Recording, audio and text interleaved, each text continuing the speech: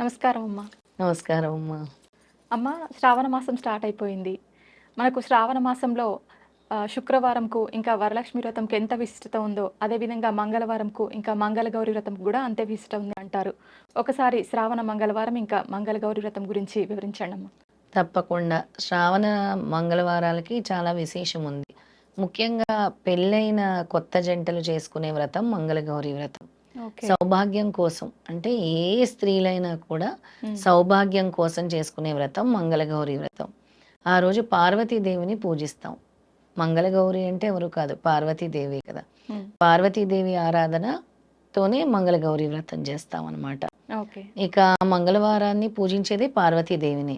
ఇప్పుడు మంగళగౌరి వ్రతం లేని వాళ్ళు పార్వతీదేవిని ఆ రోజు పూజించుకొని పార్వతీ అమ్మవారికి సంబంధించిన స్తోత్రం అంటే దుర్గాదేవి స్తోత్రాలు, పార్వతీ అమ్మవారి స్తోత్రాలు, హ్మ్. సర్వమంగళ మాంగళ్యే శివే సర్వార్థ సాధికే శరణ్యే త్రయంబకే దేవి నారాయణీ నమోస్తుతే అనే అలాంటి స్తోత్రాలు పఠించటము, కుంకుమ పూజ చేసుకోవటం అమ్మవారికి ముఖ్యంగా హ్మ్. అంటే పార్వతీదేవికి. పార్వతీదేవి అష్టోత్తరం చదువుకుంటూ కుంకుమ పూజ. అంటే మంగళగౌరి వ్రతం ఆచారం లేని వాళ్ళ కోసం చెప్తున్నాను. అంటే అది కూడా ఆచారం ఉన్న వాళ్ళే చేసుకోవాలమ్మా? అలా ఆ! ఉంటుందా? ఆ! మంగళగౌరి వ్రతం అనేది అందరికీ ఉండదు. ఓకే. కొంతమందికి ఆచారంగా ఉంటుంది. ఓకే. ముఖ్యంగా చాలామంది పెళ్ళైన కొత్త జంటలు చేస్తారు. హుహు. ఆ అమ్మాయితో చేయిస్తారు. అంటే సౌభాగ్యంగా ఉండాలి, పెళ్ళయింది కదా! అవును. నిండు నూరేళ్ళు చల్లగా ఉండాలి, పసుపు కుంకాలు సౌభాగ్యంతో ఉండాలి అని ఆచరిస్తారనమాట. ఓకే. అలా ఆచారం ఉన్నవాళ్ళే చేస్తారు. అందరికీ ఆచారం ఉండదు. ఆచారం లేని వాళ్ళు కూడా శ్రావణ మంగళవారాల్ని అమ్మవారిని పూజించుకోవచ్చు మామూలుగా. మాకు ఈ ఆచారం లేదు, హ్మ్. మేము పూజించలేకపోతున్నాము అమ్మవారిని అనుకునే వాళ్ళు హ్మ్. చక్కగా కుంకుమ పూజ. చాలామంది కూడా కుంకుమ పూజ శ్రీచక్రం ఉంటుంది ఈ మధ్య కాలంలో ఇంట్లో. హ్మ్. లేని వాళ్ళు కూడా చక్కగా తమలపాకు తీసుకొని ఏదైనా అమ్మవారి ప్రతిమ తీసుకొని అమ్మవారి ప్రతిమ ఉంటుంది కదా! అవును. లేదంటే కాయిన్‌నే అమ్మవారి ప్రతిమగా అనుకోవాలి. హ్మ్. అనుకోని కుంకుమ పూజ అష్టోత్తరం చదువుతూ చేసుకోవాలి. ఓకే. ఏ పూజకైనా ప్రథమంగా విఘ్నేశ్వరుడిని తలుచుకొనే చేయాలి. అవును. విఘ్నేశ్వరుడు మంత్రం చదవకుండా ఏ పూజ కూడా మొదలుపెట్టకూడదు. ఓకే. ముందుగా విఘ్నేశ్వరుడిని తలుచుకొని హ్మ్. అప్పుడు చేయాలి. అప్పుడు కుంకుమ పూజ అంటే అలాంటి కుంకుమ పూజ చేసుకోవచ్చు. ఎవ్వరైనా చేసుకోవచ్చు. హ్మ్. ఆచారం లేని ఎటువంటి వాళ్ళైనా ఈ కుంకుమ పూజ చేసుకోవచ్చు. అదే మంగళగౌరి వ్రతం ఉండేవాళ్ళు, ఆచారం ఉండేవాళ్ళు హ్మ్. మంగళగౌరి వ్రతంలో ముందుగా విఘ్నేశ్వరుడిని తయారు చేసుకొని అంటే పసుపుతో తయారు చేసుకున్న విఘ్నేశ్వరుడిని పెట్టుకొని హ్మ్. విఘ్నేశ్వరుడిని పూజిస్తారు. తర్వాత మంగళగౌరి అమ్మవారిని చక్కగా కొబ్బరి చిప్ప తీసుకొని అందులో మంగళగౌరిలాగా కూడా అమ్మవారిని పెట్టుకుంటారు. పసుపుతోనే తయారు చేసి ఓకే. గౌరీదేవిని పెట్టుకొని పూజిస్తారు. కొంతమందికి కలశం పెట్టుకునే ఆచారం ఉంటుంది. కలశం కూడా పెట్టుకుంటారనమాట. అమ్మ, పెట్టుకొని మనం పూజిస్తారు. వరలక్ష్మి వ్రతం అప్పుడైతే ప్రత్యేకంగా అమ్మవారి ప్రతిమ పెట్టి అదంతా అలంకరిస్తాం గదా! హ్మ్. ఇప్పుడు కూడా అలా ఏమన్నా ఉంటుందమ్మా? ప్రత్యేకంగా అలంకరణ అదంతా? అంటే అలంకరణ ఇష్టం ఉండేవాళ్ళు పార్వతీదేవి అలంకరణ అలా చేసుకుంటారు. ఓకే. లేదు సింపుల్‌గా గౌరీదేవిలా తయారు చేసుకొని హ్మ్. చేసుకుంటారు. పసుపుతోనే గౌరీదేవిని చేసుకుంటారు. ఓకే. ఆ గౌరీదేవికే మంగళగౌరి వ్రతంగా పూజిస్తారు. ఓకే. కొంతమంది మేము అలంకరణ చేసుకుంటాము హ్మ్. అమ్మవారిని, మంగళగౌరిని చేసుకుంటాం అన్నవాళ్ళు మంగళగౌరిగా అలంకరణ కూడా చేసుకుంటారనమాట. ఓకే. ప్రత్యేకంగా నైవేద్యాలు ఎటువంటి పుష్పాలతో పూజించాలి ఇలా ఏమన్నా ఉంటుందా? తోరణాలనేది చాలా ఇంపార్టెంట్. తోరణాలు హ్మ్. కట్టుకుంటారు ఆ రోజు అమ్మవారికి. హ్మ్. తోరణాలు తయారు చేసుకుంటారు. అవి కట్టుకోవాలి. వ్రతాన్ని ఆచరించే వాళ్ళు తోరణాలు పూజ చేసుకోవాలి. ముందుగా గణపతి పూజ చేసుకోవాలి. హ్మ్. తర్వాత తోరణం పూజ చేసుకోవాలి. తర్వాత కలశ పూజ చేసుకోవాలి. హ్మ్. ఇదంతా వ్రత విధానం ఉంటుంది. ఆ విధానాన్ని పాటించాలి. ముఖ్యంగా వ్రత కథ ఉంటుంది ఆ రోజు. హ్మ్. ఒక పీఠం ఏర్పాటు చేసుకోవాలి. పీఠం మీద మనము మంగళగౌరిని పెట్టుకొని చేసుకునే విధానం. అంటే ఇది అందరూ చేసుకోకూడదు కాబట్టి ఆచారం ఉండే వాళ్ళకి వాళ్ళ ఆచారం బట్టి వాళ్ళు చేసుకుంటూ ఉంటారు. ఈ నైవేద్యాలు మంగళగౌరి. ఎటువంటి నైవేద్యాలు సమర్పించాలమ్మా? పార్వతీదేవికి ఇష్టమైన నైవేద్యాలు పులిహోర, హ్మ్. పొంగలి, అలాగే బూరెలు. హ్మ్. బూరెలనేవి పార్వతీ అమ్మవారికి పెడతారు, లక్ష్మీ అమ్మవారికి పెడతారు. ఎక్కువ గారెలు పెడతారు. ఓకే. గారెలు పెడతారు పార్వతీ అమ్మవారికి. ఇలాంటి నైవేద్యాలన్నీ కూడా పెట్టుకోవచ్చు.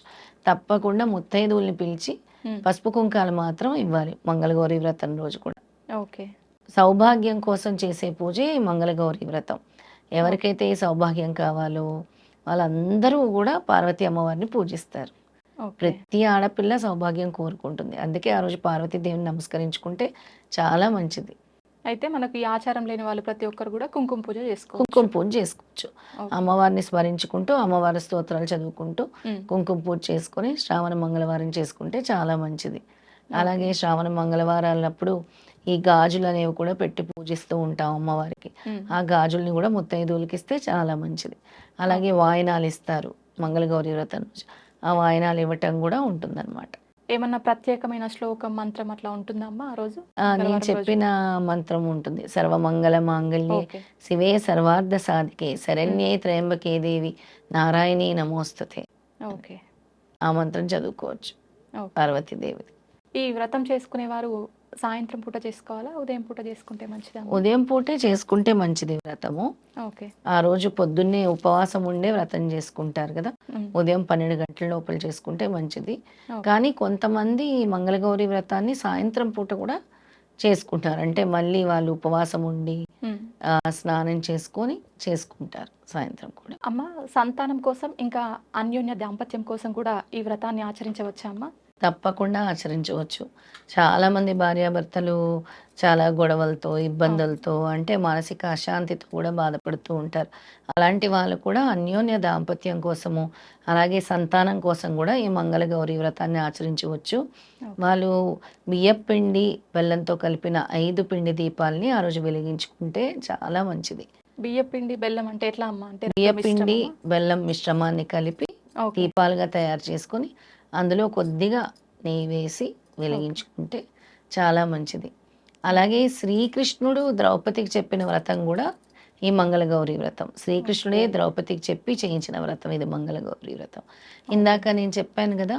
శ్రావణ మాసం అంటే ఈశ్వరుడు ఆలాహలము. అంటే ఎప్పుడైతే ఈ ప్రళయం రాబోతుందో అందరికీ కూడా ఒక ఉపద్రవం రాబోతుంది. హ్మ్. అప్పుడు అందరినీ సమస్త జీవరాశుల్ని తమ బిడ్డలుగానే చూస్తారు. హ్మ్. పార్వతీ పరమేశ్వరులు అంటే తల్లి, తండ్రే. ఇంక వాళ్ళు వేరే కాదు గదా! హ్మ్. అప్పుడు ఇలాంటి ఉపద్రవం వచ్చిందని ఈశ్వరుడు పార్వతీదేవి వంక చూస్తాడనమాట. ఓకే. చూసినప్పుడు పార్వతీదేవి ఇలా కళ్ళతో చెప్తుంది. అంటే ఆలాహలం తీసుకోబోతున్నాడు తన పతి. అంటే సౌభాగ్యమే కదా మరి. అవును. ఎవరికైనా పతి చాలా ఇంపార్టెంట్ కదా జీవితంలో అవును. పతిదేవుడంటే. అని అప్పుడు పార్వతీదేవి కూడా మనమే కదా తల్లి, తండ్రిగా కాపాడాలి. మీరు ముందుకు వెళ్ళండి అని అమ్మవారు కూడా తన అనుమతినిచ్చింది అని ఓకే. ఈ కథలో కూడా ఉంటుందన్నమాట. మంగళగౌరి వ్రతం కథలో కూడా ఈ విషయాన్ని చెప్తారు. ఓకే. అంత చక్కగా అందుకే భార్యాభర్తలు సుఖంగా ఉండటం కోసము, సౌభాగ్యం కోసము, హ్మ్. అలాగే సంతానం కోసం కూడా ఈ వ్రతాన్ని ఆచరించవచ్చు. ఓకే. చాలా చక్కగా వివరించారమ్మా. ధన్యవాదాలు. నమస్కారం.